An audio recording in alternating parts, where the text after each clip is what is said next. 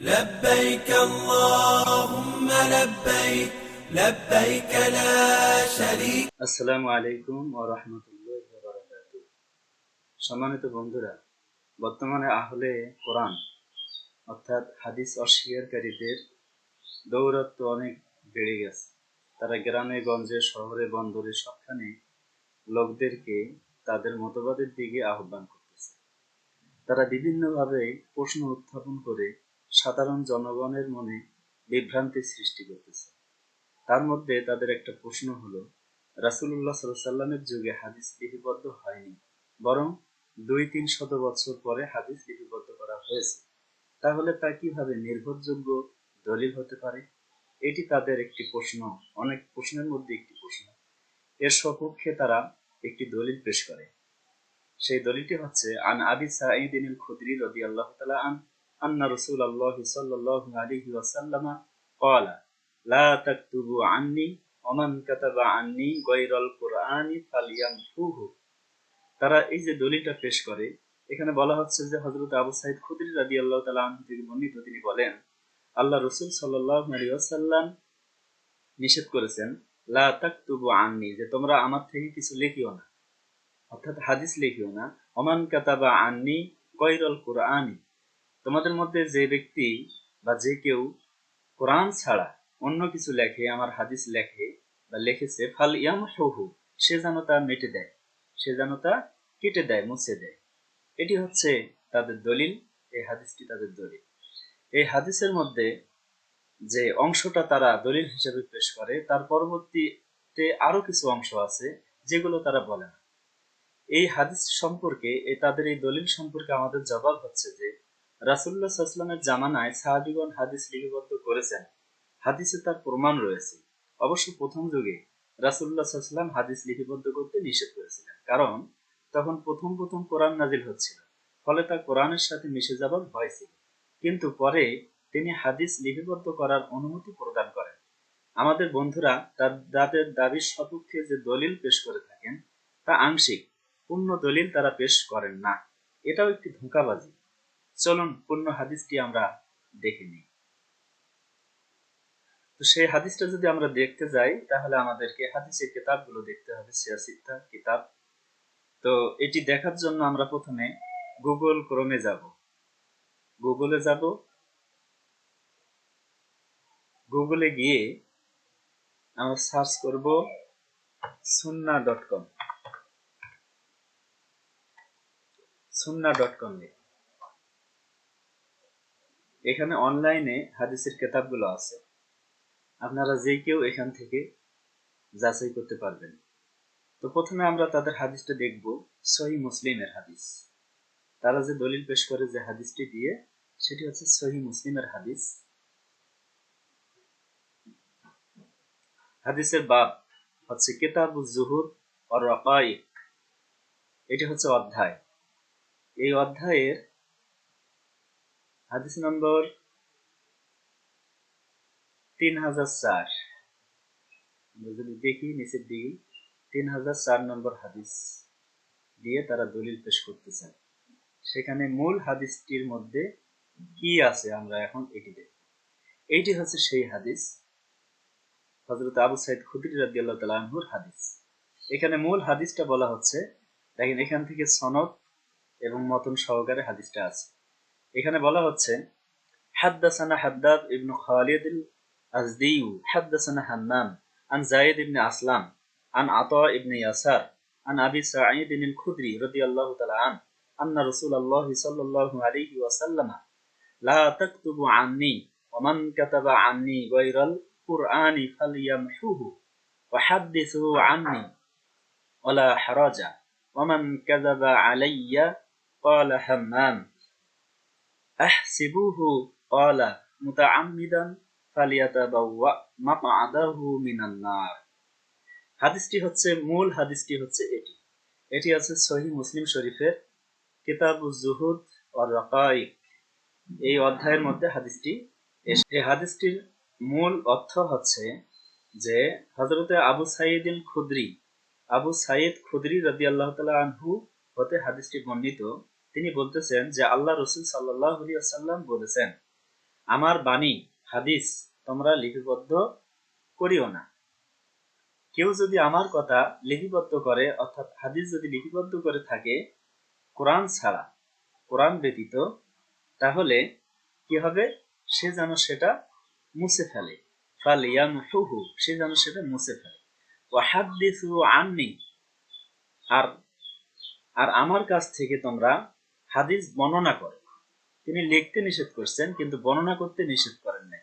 ওয়াহাদ্দিসু আন্নি, তোমরা আমার নিকট থেকে হাদিস বর্ণনা করো। ওয়ালা হারাজা, এতে কোনো অপরাধ নেই, এতে কোনো সমস্যা নেই। এরপর আল্লাহ রাসূল বলেন, ওমান কাযাবা আলাইয়া, যে ব্যক্তি আমার নামে মিথ্যা বলবে। ক্বালা হাম্মাম, হাম্মাম রহিমাহুল্লাহ বলেন যে আহসিবুহু, আমার ধারণা হয় যে তিনি এটিও বলেছেন যে ইচ্ছাকৃতভাবে। তাহলে যে ব্যক্তি ইচ্ছাকৃতভাবে আমার নামে মিথ্যা বলে, মিথ্যা হাদিস বলে, ক্বালা, আল্লাহ রাসূল বলেন মুতাআম্মিদান ফালিয়াতাবাওয়া মাকআদাহু মিনান নার, তবে সে যেন জাহান্নামে তার বাসস্থান নির্ধারণ করে নেয়। নাউযুবিল্লাহি মিন যালিক। এটি হচ্ছে মূল হাদিস। তাহলে এই হাদিসের একটি অংশ দ্বারা তারা দলিল পেশ করেন, কিন্তু পরের অংশটি তারা বলেন না। পরের অংশে স্পষ্টভাবে বলা হয়েছে ওয়াহাদ্দিসু আন্নি, যে তোমরা আমার নিকট থেকে হাদিস বর্ণনা করো। তো তিনি প্রথম অবস্থায় লিখতে নিষেধ করছেন, কিন্তু বর্ণনা করতে নিষেধ করেন নাই। এখন আমরা দেখব যে সমস্ত হাদিস দ্বারা আল্লাহ রাসূল সাল্লাম হাদিস লিপিবদ্ধ করতে আদেশ করেছেন, সেই হাদিসগুলো দেখি চলেন। প্রথমে আমরা দেখব বুখারী শরীফ 113 নম্বর হাদিস। সহিহ আল বুখারীর 113 নম্বর হাদিস, কিতাবুল ইলম। কিতাবুল ইলমের মধ্যে হাদিসটি এসেছে, একটু নিচের দিকে যেতে হবে। কিতাবুল ইলমের মধ্যে 113 নম্বর হাদিস এসেছে। এটি হযরতে আবু হুরায়রা রাদিয়াল্লাহু তাআলা আনহু থেকে হাদিসটি বর্ণিত। হাদিসটি আমি পড়তেছি। হাদ্দাসানা আলী ইবনে আব্দুল্লাহ قال حدثنا سفيان قال حدثنا عمرو قال أخبرني وهب ابن منبه عن أخيه قال سمعت أبا هريرة رضي الله تعالى عنه يقول ما من أصحاب النبي صلى الله عليه وسلم أحد أكثر حديثا عنه مني إلا ما كان من عبد الله ابن عمرو رضي الله تعالى عنه فإنه كان يكتب ولا أكتب। এটি হচ্ছে হাদিস। এখানে বলা হচ্ছে যে আবু হুরায়রা রাদিয়াল্লাহু তাআলা আনহু হতে বর্ণিত, তিনি বলেন রাসূলুল্লাহ সাল্লাল্লাহু আলাইহি ওয়াসাল্লামের সাহাবীগণের মধ্যে আমার চেয়ে অধিক হাদিস আর কারো জানা নেই আব্দুল্লাহ ইবনে আমর রাদিয়াল্লাহু তাআলা আনহু ব্যতীত, কারণ তিনি লিখতেন আর আমি লিখতাম না। তো আবু হুরায়রা রাদিয়াল্লাহু তাআলা আনহু বলতেছেন যে আমি হাদিস লিখতাম না, আমি মুখস্থ রাখতাম, কিন্তু আব্দুল্লাহ ইবনে আমর রাদিয়াল্লাহু তাআলা আনহু তিনি হাদিস লিখতেন, লিখে রাখতেন। এই জন্য আমার থেকে তার হাদিস সবচেয়ে বেশি জানা আছে। এটি হচ্ছে আবু হুরায়রা রাদিয়াল্লাহু তাআলা আনহুর ভাষ্য, তিনি সাক্ষ্য দিতেছেন। তাহলে কি বোঝা গেল ভাই, যে হযরত আব্দুল্লাহ ইবনে আমর রাদিয়াল্লাহু তাআলা আনহু হাদিস লিখে রাখতেন। তো হাদিস লেখা যদি নাজায়েজ হতো বা সাহাবীরা যদি না লিখতেন হাদিস, তাহলে এই যে হাদিসে বুখারী শরীফের মধ্যে 113 নম্বর হাদিস দ্বারা প্রমাণ হয়ে গেল যে সাহাবীগণ হাদিস লিখে রাখতেন। তো ওই ভাইয়েরা যে কথা বলে সেটা সম্পূর্ণ বানোয়াট কথা, অর্থাৎ হাদিসের মধ্যে আছে এই কথা যে আল্লাহ রাসূল সাল্লাল্লাহু আলাইহি ওয়াসাল্লাম লিখে। আরো স্পষ্ট হাদিস আছে, চলুন আমরা সেটা দেখি। এবার আমরা দেখব আবু দাউদ শরীফ 3646 নম্বর হাদিস। 3646 নম্বর হাদিসে আমরা দেখব যে সেখানে কি বলা হয়েছে। কিতাবুল ইলম 3646, কিতাবুল ইলম, এই যে হাদিসখানা এখানে আছে। তো এখানে প্রথম থেকেই পড়ি হাদিসটি, আপনারা শুনেন।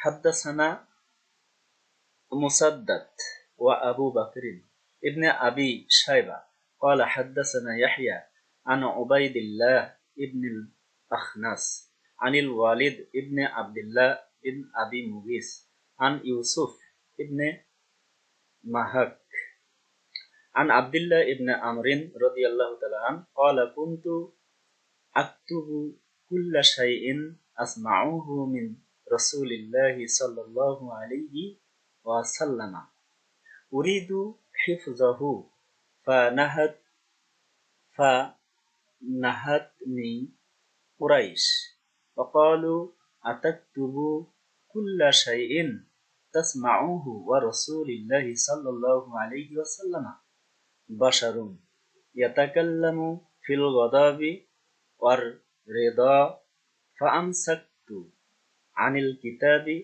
فذكرت ذلك لرسول الله صلى الله عليه وسلم فأومع فأومع بأصبعه إلى فيه فقال اكتب فوالذي نفسي بيده ما يخرج منه إلا حق সুবহানাল্লাহ। হাদিসটি আছে সুনানে আবু দাউদ, হাদিস নম্বর হচ্ছে 3646। এই হাদিসের মধ্যে বলা হচ্ছে আব্দুল্লাহ ইবনে আমর রাদিয়াল্লাহু তাআলা আনহু হতে বর্ণিত, তিনি বলেন, আমি রাসূলুল্লাহ সাল্লাল্লাহু আলাইহি ওয়াসাল্লামের মুখে যা কিছু শুনতাম লিখে রাখতাম মুখস্থ করার জন্য। আমি এরূপ করতাম। কুরাইশরা আমাকে সবকিছু লিখতে নিষেধ করলেন এবং বললেন, তুমি কি রাসূলুল্লাহ সাল্লাল্লাহু আলাইহি ওয়াসাল্লামের নিকট হতে যা কিছু শোনো তাই লিখে রাখো? তিনি তো একজন মানুষ, রাগ এবং শান্ত উভয় অবস্থায় কথা বলে থাকেন। সুতরাং আমি লেখা স্থগিত রাখলাম। আমি রাসূলুল্লাহ সাল্লাল্লাহু আলাইহি ওয়াসাল্লামের নিকট এটি উল্লেখ করলাম। তিনি আঙ্গুল দিয়ে তার মুখের দিকে ইশারা করে বললেন, তুমি লিখে রাখো।